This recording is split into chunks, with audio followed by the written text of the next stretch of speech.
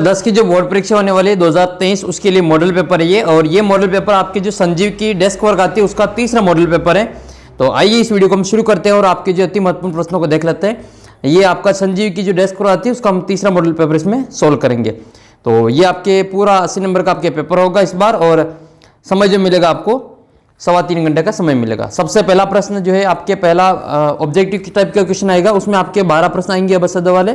तो सबसे पहला प्रश्न आपके सामने है कि सिल्वर नाइट्रेट यानी कि AgNO3 के विलयन में NaCl जिसको हम सोडियम क्लोराइड कहते हैं इसका विलयन मिलाने पर किस पदार्थ का अवक्षेप श्वेत अवक्षेप बनता है।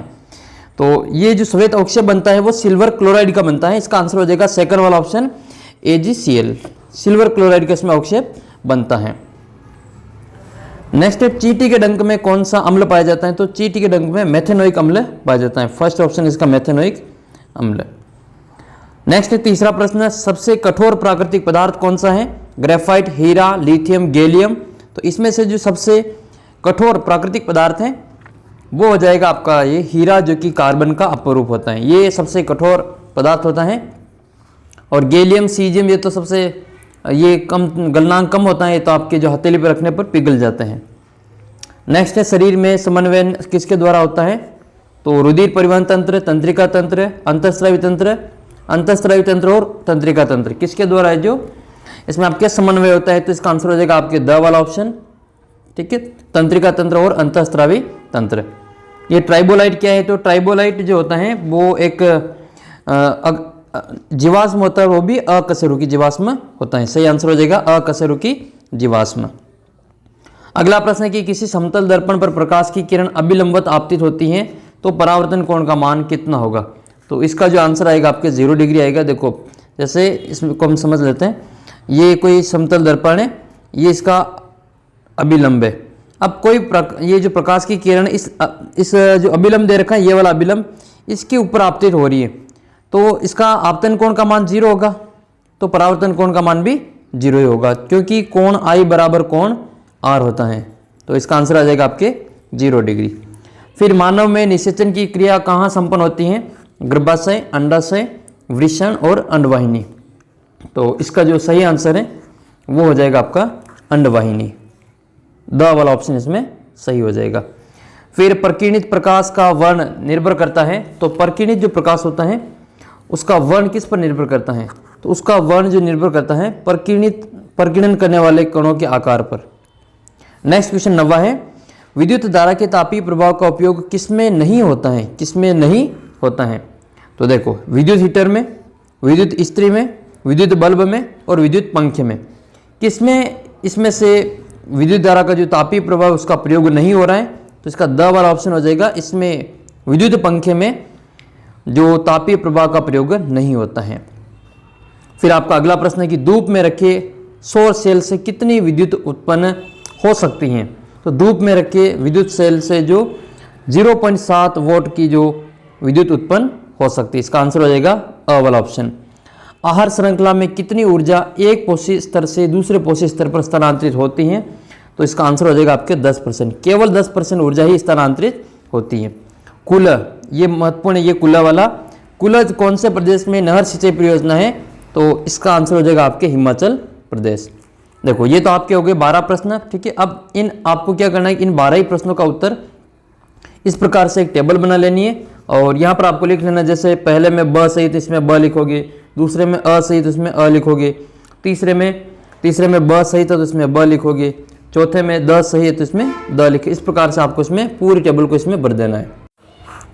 तो परीक्षा में आपको भी इस प्रकार से एक उत्तर तालिका बना के 1 से 12 तक के प्रश्न और उत्तर लिख के कौन से में क्या सही है वो सही कर देना। इससे क्या होता है कि जो कॉपी चेक करने वाले होते हैं उनके ऊपर जो इसका प्रभाव पड़ता है, क्योंकि सभी प्रश्नों के उत्तर इनको एक साथ मिल जाते हैं। तो ऐसा आपको भी करना है अपनी परीक्षा में।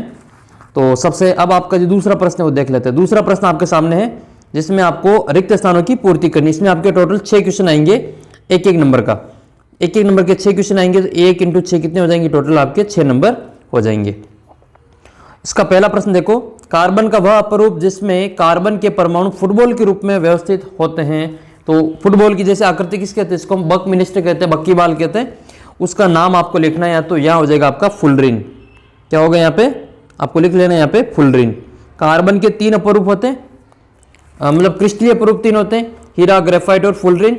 इसमें से ये आपको फुलरिन लिखना है। अच्छा, आप कमेंट करके बताना कि हीरे से कार्बन का जो कौन सा अपूर्व होता है जो विद्युत का सुचालक होता है, कौन सा अपूर्व विद्युत का सुचालक होता है, आप बताना इसका आंसर। नेक्स्ट क्वेश्चन है, आधुनिक आवर्त सारणी में टेढ़ी मेढ़ी रेखा पर आने वाले तत्व क्या कहलाते हैं? तो जो टेढ़ी मेढ़ी लाइन बनती है, सीधी वाली लाइन ये वाली, तो उसको क्या कहा जाता है? तो उसको कहा जाता है उपधातु, या उसको अर्ध धातु भी कहते हैं। सिलिकॉन है, जर्मेनियम, ये इसके उदाहरण होते हैं। नेक्स्ट क्वेश्चन आपका है कि पेप्सिन नामक एंजाइम जो किसका पाचन करता है? तो पेप्सिन प्रोटीन का पाचन करता है, तो यहाँ आपको लिख लेना इसमें प्रोटीन का पाचन करता है। मादा के द्वितीयक लैंगिक लक्षणों का नियमन कौन करता है? तो इसका आपको आंसर लिखना है यहाँ पे एस्ट्रोजन। एस्ट्रोजन जो है उसको लिख लेना इसमें, जो द्वितीयक लैंगिक लक्षणों का आपका नियमन करता है, इसका आंसर हो जाएगा एस्ट्रोजन। फिर आपके 5वें प्रश्न में एक चित्र दे रखा है, ये चित्र किसका है? तो ये चित्र जो दे रखा है, ये चित्र आपका अमीटर का चित्र है। किसका चित्र है ये? अमीटर का। और अमीटर क्या काम आता है? अमीटर विद्युत धारा का जो परिपथ होता है उसमें विद्युत मापने का काम करता है अमीटर, और विद्युत धारा का जो मात्रक होता है वो एम्पियर होता है। इस अमीटर को हमेशा श्रेणी क्रम में लगाया जाता है। कौन सा क्रम में लगाया जाता है? श्रेणी क्रम में लगाया जाता है। और एक और होता है जो विभव मापता है, विभवांतर होता है, और विभवांतर को हमेशा समांतर क्रम में लगाते हैं।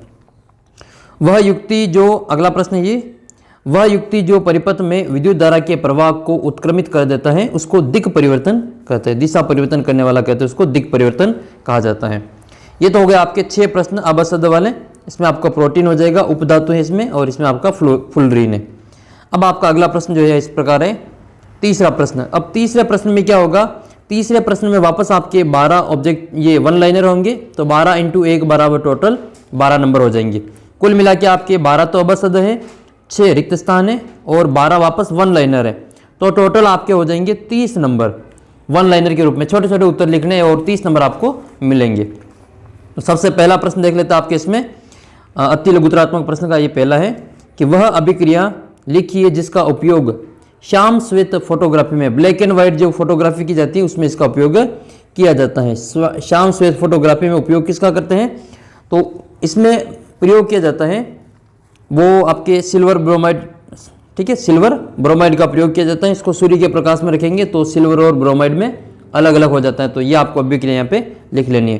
2 AgBr सूर्य के प्रकाश में रखेंगे, इसको अभिक्रिया करवाएंगे तो 2 तो सिल्वर के हो जाएंगे और एक भाग आपका ब्रोमाइड का हो जाएगा। ये ठोस अवस्था में होगा सिल्वर तो, और ब्रोमाइड गैस अवस्था में होता है। और ये सिल्वर ब्रोमाइड ये ठोस अवस्था में होता है, इसलिए इसको हम S से लिखा जाता है। ये S जो होता है वो ठोस को बताता है, और G जो होता है वो गैस को बताता है। अगला प्रश्न आपके CuSO4 5H2 ये किसका है? तो ये नीलाथोता जो होता है, कॉपर सल्फेट है। ये नीलाथोता का रासायनिक सूत्र है, ये नीलाथोता कॉपर सल्फेट का रासायनिक सूत्र है। अगला प्रश्न है आपके, तांबे के शुद्धिकरण में प्रयुक्त विद्युत अपघट्य का नाम बताइए। तो तांबे के शुद्धिकरण में कॉपर सल्फेट विद्युत अपघट्य के रूप में काम में लिया जाता है। कॉपर सल्फेट का रासायनिक नाम क्या है? तो CuSO4 हो जाएगा इसमें, और इसका विलयन काम में लिया जाता है। नेक्स्ट क्वेश्चन है आपका एथेनोइक अम्ल CH3COOH, ये एथेनोइक अम्ल है। इसको हम क्या कहते हैं? इसको वैसे एसिटिक अम्ल भी कहते हैं। इसको क्या कहते हैं? एसिटिक अम्ल भी कहा जाता है। और इसका जो 5% जलीय विलयन होता है उसको हम सिरका कहते हैं। क्या कहते हैं? इसको सिरका कहा जाता है। अचार के इनके परिरक्षण में ये काम आता है, मुरब्बा बनाने में इनमें ये एसिटिक अम्ल काम में आता है। नेक्स्ट क्वेश्चन है आपका, अच्छा इसकी संरचना चित्र बनानी है, तो ये हो जाएगा CH3COOH, इसकी संरचना चित्र ये हो जाएगी। C यहाँ पे लगेगा और इसके ये बीच में तो आ जाएगा C, और इसके 3 तरफ आ जाएंगे H, और फिर एक तरफ एक और C, और ये डबल बॉन्ड से O हो जाएगा, और O और H इसमें और जुड़ जाएगा, तो ये इसकी संरचना सूत्र बन जाएगी। नेक्स्ट है क्लोरीन के समस्थानिकों के परमाणु भार लिखना आप। तो क्लोरीन का जो समस्थानिक होते हैं इसके परमाणु भार एक तो 35 वाला होता है, एक 37 वाला होता है। ये क्लोरीन के 2 परमाणु भार वाले समस्थानिक के बराबर इसमें समस्थानिक। कौन सा ग्राही अंग संतुलन से संबंधित है? तो अंतःकण जो होता है वो संतुलन से संबंधित होता है, अंतःकण। शरीर की सबसे छोटी हड्डी कहाँ होती है? आप बताना कमेंट करके। शरीर की सबसे छोटी हड्डी, शरीर की सबसे छोटी हड्डी कहाँ होती है? कमेंट करके बताना, उस हड्डी का नाम भी आपको बताना है, सबसे छोटी हड्डी। अगला प्रश्न है फिर आपके, स्पाइरोगायरा में प्रजनन किस विधि के द्वारा होता है? तो स्पाइरोगायरा में जो प्रजनन होता है वो खंडन विधि के द्वारा होता है। इसका आंसर हो जाएगा आपके खंडन विधि। नेक्स्ट है, अमीटर को विद्युत परिपथ में कौन से क्रम में लगाया जाना चाहिए? तो ये अपने ऊपर चर्चा की थी इसकी, इसको श्रेणी क्रम में लगाया जाता है, जबकि ये अगर वोल्ट मीटर होता है तो उसको हम समांतर क्रम में जोड़ते हैं। विद्युत चुंबकीय प्रेरण की खोज किसने की? तो माइकल फेराडे ने विद्युत चुंबकीय प्रेरण की खोज की थी। इसका आंसर हो जाएगा माइकल फेराडे। किसी परिपथ में धारा प्रवाह है या नहीं, किस दिशा में है, यह जानने के लिए हम किस उपकरण का प्रयोग करेंगे? तो उसको गैल्वेनोमीटर का उपयोग इसमें किया जाता है। जब भी हमने देखा होगा अपने घर पे जो भी होता है मीटर, या कुएं पर जो ट्यूबवेल वगैरह चलानी होती है, उसमें आपके 3 तरह के मीटर होते हैं। एक में ए लिखा होता है, एक में वी लिखा होता है, और एक में ये जी लिखा होता है। ये गैल्वेनोमीटर होता है, ये विद्युत की धारा की दिशा को बताता है ये, ठीक है। और ये वोल्टमीटर वोल्टेज बताता है, अमीटर ये धारा को बताता है। पवनों का देश किसको कहा जाता है? तो पवनों का देश डेनमार्क को कहा जाता है। ये विशेष तौर पे आपको याद कर लेना है, पवनों का देश डेनमार्क को कहा जाता है।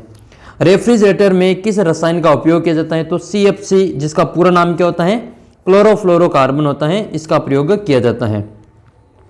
और आजकल जो वाहनों में कम प्रदूषित एक गैस का प्रयोग किया जाता है जिसका नाम है CNG। तो उस CNG का पूरा नाम आपको कमेंट करके बताना कि CNG का पूरा नाम क्या होता है, CNG का पूरा नाम क्या होता है, कमेंट करके बताना, ठीक है। अगला प्रश्न आपके ये, निम्नलिखित अयस्कों के आपको सूत्र लिखने हैं। अब आपके ब भाग है, ब भाग में 2-2 नंबर के प्रश्न आएंगे। एक तो आपके अयस्कों के सूत्र लिखने, एक तो आपके हेमेटाइट है इसमें, तो हेमेटाइट का Fe2O3 हो जाएगा, लोहे का है। और कॉपर पायराइट CuFeSO2 हो जाएगा इसमें कॉपर पायराइट का रासायनिक सूत्र। कार्बन के 2 गुणधर्म, तो कार्बन के 2 विशेष गुणधर्म होते हैं जो अपने को इसकी अद्वितीय प्रकृति के रूप में इसको जाना जाता है। तो एक तो हो जाएगा श्रृंखला, ये कार्बन ने जो श्रृंखला बनाता है, चेन बनाता है ये, और एक चतुसंयोजी प्रकृति इसको विशेष बनाती है। कार्बन की जो संरचना बनती है वो C बीच में आ जाता है ये, और इस प्रकार से इसकी चतुसंयोजी संरचना बनती है। फिर आपको इसमें सल्फर का आपको आगे ये सल्फर जो है उसका आपको इलेक्ट्रॉन बिंदु संरचना बनानी है, तो ये 8 परमाणु इसमें होते हैं इसमें, तो ये हो जाएंगे आपके। इस प्रकार से आपको 8 जोड़ के सल्फर का इसमें बना लेना है, ठीक है। इसमें इस प्रकार से 8 साथ में जोड़ के इसमें सल्फर लिख के इस प्रकार से इसको बना लेना है। तो ये था आपका जो अति महत्वपूर्ण प्रश्न। मिलते हैं आपको अगले वीडियो में और भी बाकी के प्रश्नों के साथ में। चैनल को सब्सक्राइब कर लेना, और 10वीं क्लास का व्हाट्सअप ग्रुप है उसको ज्वाइन कर लेना। व्हाट्सअप ग्रुप का लिंक आपको नीचे मिल जाएगा डिस्क्रिप्शन बॉक्स में। और सभी बोर्ड एग्जाम के लिए काफ़ी इंपॉर्टेंट है, ये साइंस का पेपर है, और आपको यहाँ पे एक्सीलेंट उत्कर्ष क्लासेस के जो मॉडल पेपर आ रहे हैं वो भी मैं आपको करवा दूंगा। इसके अलावा आपको एक्सीलेंट इन सभी की जो डेस्क वर्क है वो यहाँ पर सोल्व करवा दी जाएगी। चैनल को सब्सक्राइब कर लेना। PDF के लिए टेलीग्राम ग्रुप, ये व्हाट्सअप ग्रुप ज्वाइन कर लेना। व्हाट्सअप ग्रुप का लिंक नीचे डिस्क्रिप्शन बॉक्स में दे रखा है। और वीडियो को अपने बाकी के दोस्तों के साथ में भी शेयर कर देना ताकि उनको भी इसके बारे में जानकारी मिल जाए।